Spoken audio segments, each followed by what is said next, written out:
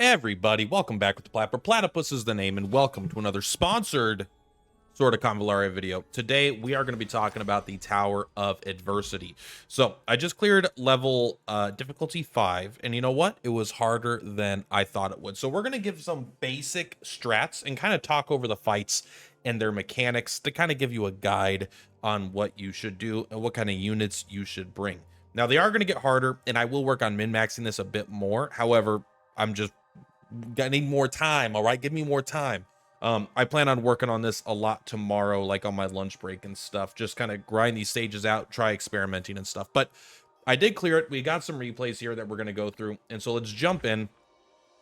Now, I've already done videos on the whole Tower of Adversity in terms of the structure of it, so I'm going to assume at this point you know the structure of it. If you don't, you're going to want to go check the other video. So there's a lower zone and an upper zone. Now, maybe this will change in the different difficulties. However, the lower zone was very easy. The upper zone, that one was the one that is a incredibly, well, I don't like the term gimmicky. I feel like that sounds negative, but that is kind of what I mean. But let's talk about this one first. I mean, they both have gimmicks, but this one's a little more straightforward in my opinion. So let's let this go. So basically here, you're going to spawn in like this. These are allies or whatever. They're neutrals, right? They're trying to make their way over here. Kind of similar to the last rank event that we did. Then we've got enemies over here and enemies over here. Basically what your goal is. And so we need to kill this guy. However, this character cannot be attacked. He is immune to everything. The only way to kill him is that he takes 4% damage every time an ally is defeated. So you have to defeat 25 characters and then he will die. So this is just kill a ton of units. So AoE is going to be very good. It was for me. And again, you can see here, like I'm using Lightning, I'm using Recruited Guard, Bitterwort, Fical. I'm not exactly bringing an A squad because it's difficulty recommended 50. I just wanted to try bringing some weaker guys. So you got to kill 25 of these guys, and basically these are all destroyers, by the way. So they will spawn like assassins and stuff, seekers, but I believe it's only destroyers and seekers that I've seen on, at least on this difficulty level. And then this ability here is very clearly important, and we got to work on that. But no, after you kill a bunch of stuff, he is going to recruit, bring in a bunch more allies, and then he can't do that infinite times per turn. So if you clear them all out twice in a turn, you'll have to wait for the next turn cycle. So that's the objective. Now, these characters are priority attacks, so they are going to try to attack them. You don't need to keep these guys alive. It's not an objective. However, if they reach the other side, they will give your protagonist here, I forget what it's called. It's called some sort of points. He has some power of hope. And then you have a bunch of skills here. Now, most of these don't seem that good. Like, basically, the skills here, are all about buffing a single target. The ones that seem to be better for me were summoning pillars. Now, maybe on a higher difficulty, the pillars won't quite be the same, but in the terms of how powerful they are, but these pillars were doing an insane amount of damage killing these guys. So I assume they will remain good. However, if something changes and the towers aren't good, then I would recommend changing them. But on difficulty, on floor 5, the tower is good. And then that's really all it's it. You're going to protect these guys and clear out a bunch of enemies. It's a very straightforward fight, not particularly hard at this difficulty. And this is my first time attempting it, so I'm going to be very unoptimal. But we'll kind of go through so that we can get the idea. We'll go through it. Is speed 2? Come on, Gloria. But yeah. So you're going to see over the course of the fight, as these guys clear. Also, if you heal them up, they'll give you more points. I believe they give you 10 in their current state because they spawn in almost dead. They become, like, injured, I think you get 20. If they become healthy, you get 30, and I think if they're uninjured, you get 40. Those are roughly the numbers, if not exact. So I didn't really care about healing them that much because I knew my units would be strong enough. So on a harder difficulty where I'm trying to build a better team, also I think maybe Angel would just be better than Bitterwort here. You could use tactics. So I think Angel's probably better than Bitterwort because she could just kind of do an AoE heal every turn. Bitterwort is not as good at healing like that. She's more of the preemptive type. But yeah, you can see here, every time we kill an ally, this guy's getting hurt, right? And so this is honestly, this was an easy fight, very straightforward. Maybe it's easy to get overwhelmed, and maybe they had more mechanics in the higher difficulties. But you even have a positive modifier. I think it's like, what was the positive modifier on this one? This is the one where you get extra assisting cover.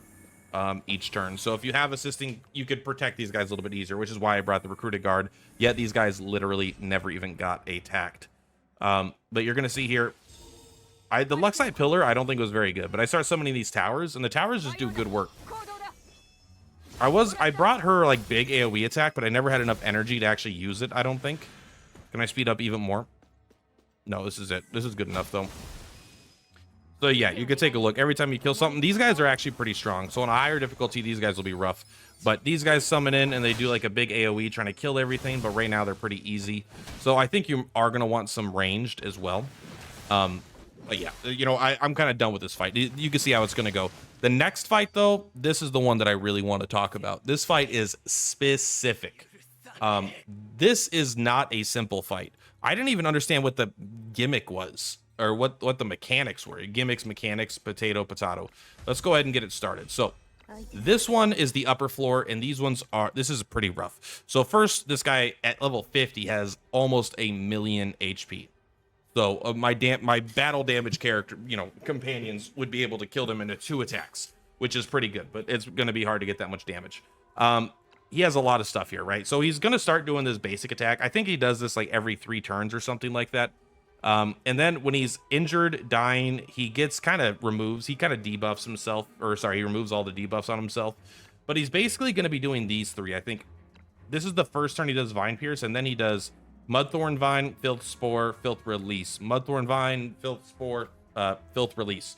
So basically, you need to kill these plants. However, if you look at the plants, they ignore 95% of damage, but they do die when they're hit by the main boss. However, if they get hit by Filth Release, you're going to do 999 AoE damage to all enemies in battle. So you can never let them get hit by Filth Release. You need to hit these plants with Filth Spore. Filth Spore will lock onto the 3 farthest enemy targets, dealing 20% AoE. Then it inflicts Filth Spore. On the next turn, it will do 200%, which is like lethal. But if it hits a second target, you will get 50%. It'll do only 50 damage. And this does an AoE, so it does everything in across. It doesn't count diagonal, so it's up, down, left, right.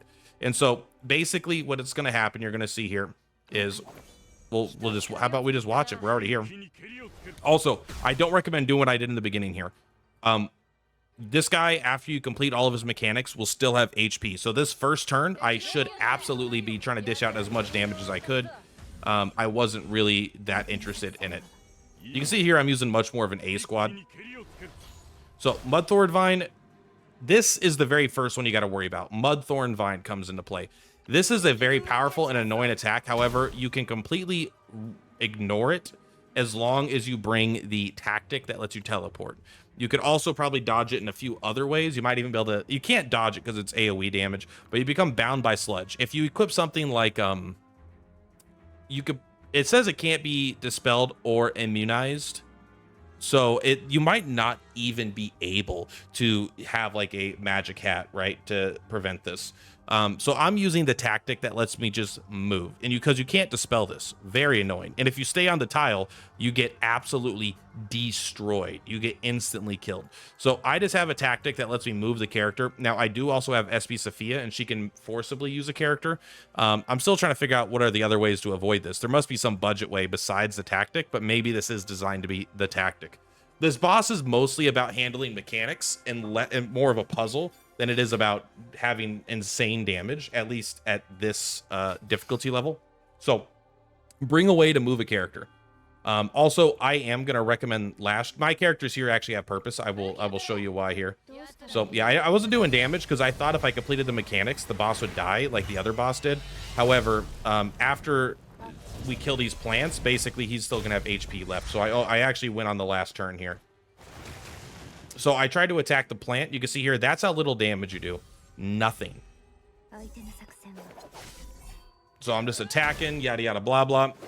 Not doing enough damage, though. I really should have gone all in. So that was his AoE hit where he hits this, where he hits all the swamps. And now he did his second move where he locks on. And the following turn, it's going to hit these 3 targets in the plus. We have to stand next to 3 specific plants in each phase. He's going to do this 4 times, basically.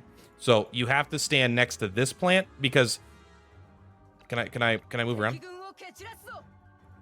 So this is where his third ability comes in. The Filth Release. This is the one that if it hits any of the plants, everyone dies. This has a range of 2 to 3, and then after it's cast, it extends out to be another 2 to 3, both the minimum and the maximum range. So at first, it only counts the 2 to 3 from his center square. It doesn't count it from his edges, which is important to know. So 0, 1, 2, 3. So he could hit here, and then it's going to be in a big square. So he's going to hit this. He's going to hit in this one over here, this one over here, and this one over here. If all 3 of these plants aren't destroyed, you will instantly die. And because you have 3 characters that have the thing on them, you need to have 1 stand by this plant, 1 stand by this plant, and 1 stand by this plant. Now, each of these plants summons a different enemy. That's why I'm saying this is confusing, right? Did you hear how much I'm fucking saying for these mechanics? This is an insane boss. The small ones summon 4 mini dudes. They are primarily, they're not weak to AoE, but they are pretty weak, and you could kill them with AoE. If they survive, they will one-shot kill an ally eventually. They leave the battlefield. The next turn you take damage, 100%. You take 100% piercing damage the following turn, and he spawns 4 more. So you can try to come up with some cheeky strat where you dodge the attack. He disappears, comes back, spawns more. That way you can kill the boss faster. That's possible, but I think that could be a little rough, but it is worth considering. There is a little bit of a cheeky strat here with the small ones. The medium ones are very much like the normal plant. They take 95% reduced damage, basically. But they don't, the reason Lash is here is because they don't resist piercing damage at all. So it summons 4 little guys that are weak to AoE, summons 2 medium guys that are vulnerable to not percent-based damage, to piercing damage. And then the big one summons 1 that's like a mighty man. He's a pretty strong guy. He doesn't deal that much damage, but he's very tanky, and he does have to die. And so that's what those do after he destroys these. So you have to stand by these 3 things with the 3 characters that were marked. This is like a MMO raid, man. It's very important that you don't have that you always get hit by multiple things as well. We'll have a trick down here that you're gonna see. Well, you won't see me fail, but I did fail it once. So now he's gonna attack, right? Boom, boom, boom. Destroys the plants, and now he's summoning his guys. And this is exactly what I said, okay? These are the 4 little boys. And this is why I have the specific characters that I have. I have, although I don't know if I need Pamina, I just like her. Augusta's here to kill the big one. Tristan is here to AoE. And Lash is here to do percent-based damage. Because I forget exactly how their trait is worded. Reduces damage taken by 90%. And... okay, I don't know.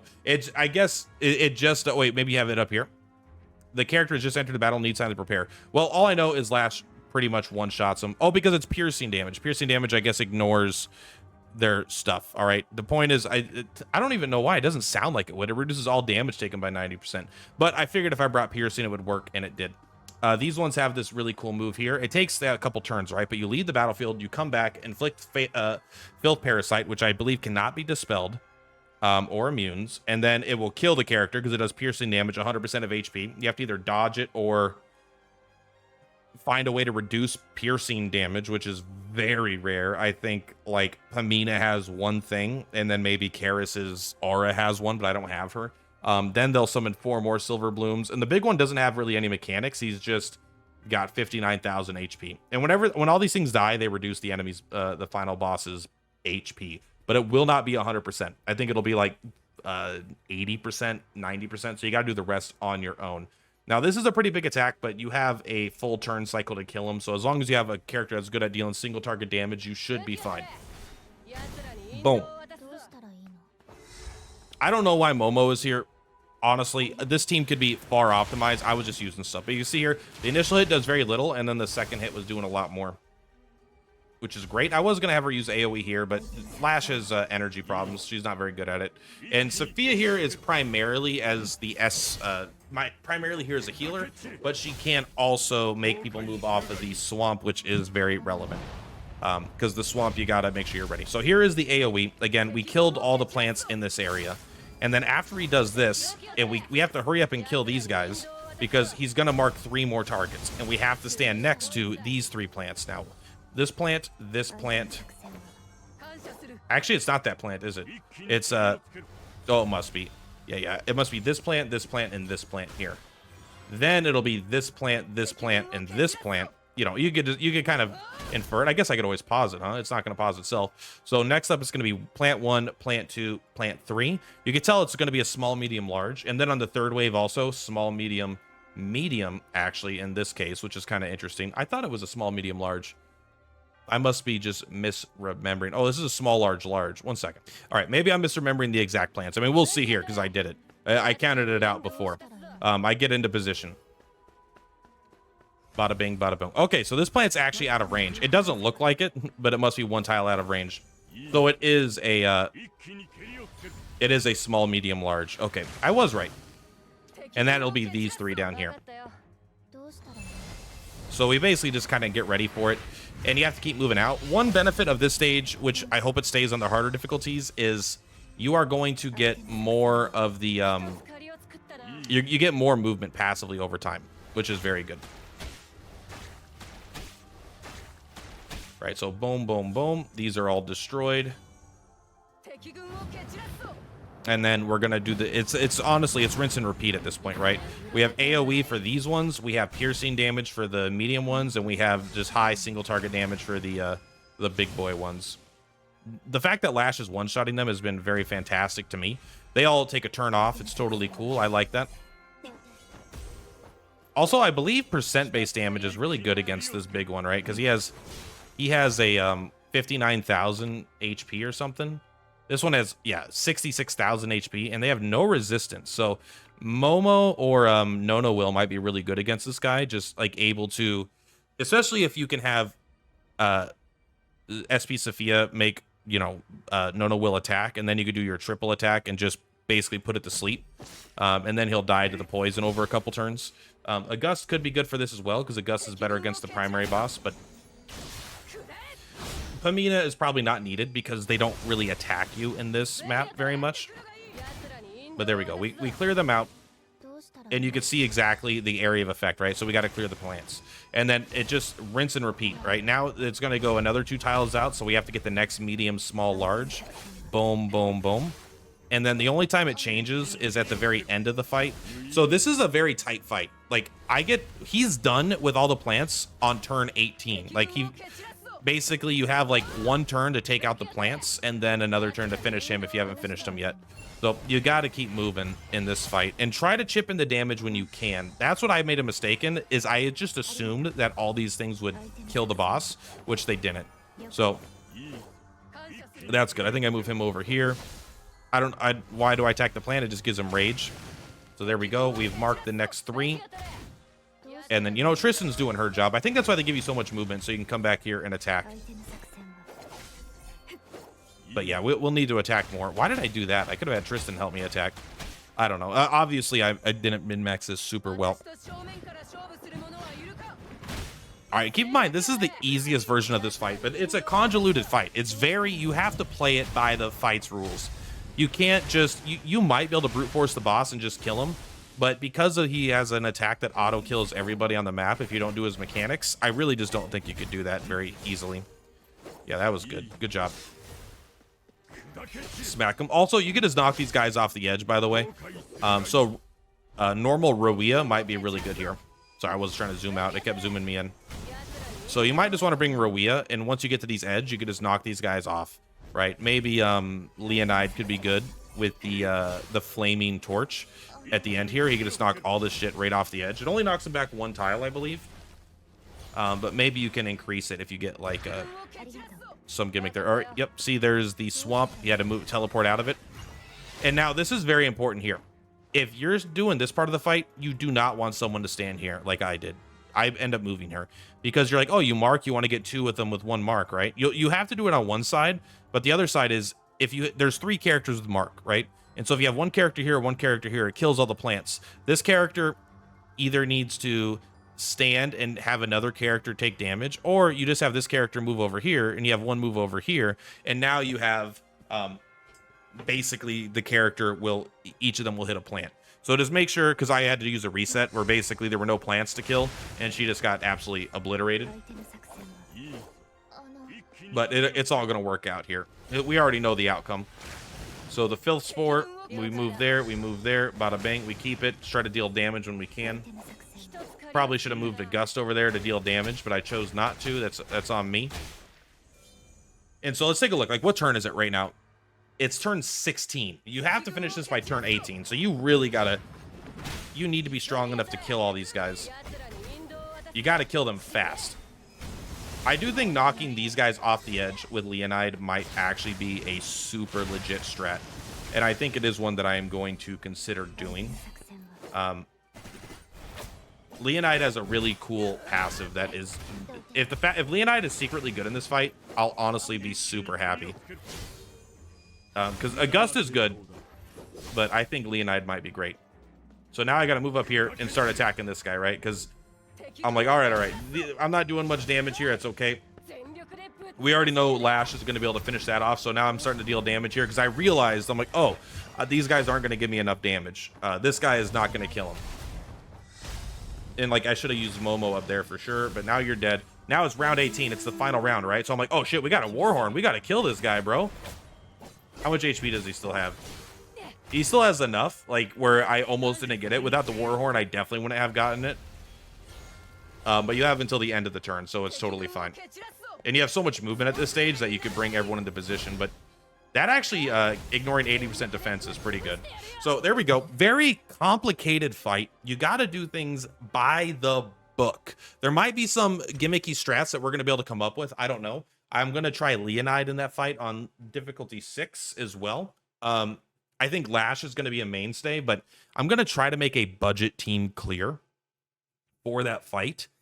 I don't know how reasonable that will be. I don't have enough resources to just dump a ton of resources into like a golden DPS for like the one character or whatever, but I will see what I could do about knocking the characters off the edges, maybe dodging the plant. Maybe Safiyyah would be good. She's currently in the game. But I'm going to experiment with it a bit more. But so this one, it just kill the guys. I don't know. If there's more complex to the lower level, then I don't know what it is. It was very simple. I did it in one go, no problem. This took me like 3 tries to even understand the mechanics. Like, what the hell's going on? How do I destroy these plants? Oh, this one does hit AoE, because multiple of them say AoE, but it's single target AoE, and it was kind of complex. But basically, you're going to need someone that can do AoE damage. You're going to need someone that can pierce through the defenses, the reduced damage, basically true damage. You're going to need someone that can do single target damage, or you're going to want someone that can knock things away. You're also going to need healing, because you're going to be taking damage just over the course of the fight passively. Bitter Wart might be pretty good on here, and you're going to need some sort of teleportation. I don't think Butterfly works because she teleports onto the square. I think you're going to need something like the Tactic that lets you just teleport out. I don't know why that skill might just be there to be a drain on your tactical points. That way you don't just get a Warhorn, and that maybe you can't just use the Flag of Convallaria every single turn or something. But overall, complex fight. It was fun. It was there's a little too much going on in it. I kind of wish you could tackle it a little more head on. I wish you didn't have to. The main part I dislike is that you kind of just do nothing for the first few turns. I wish the mechanics started immediately.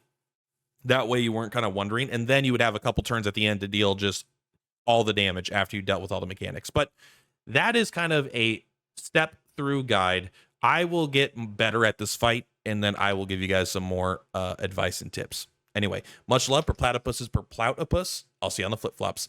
Bye! On the rise, watch the news go.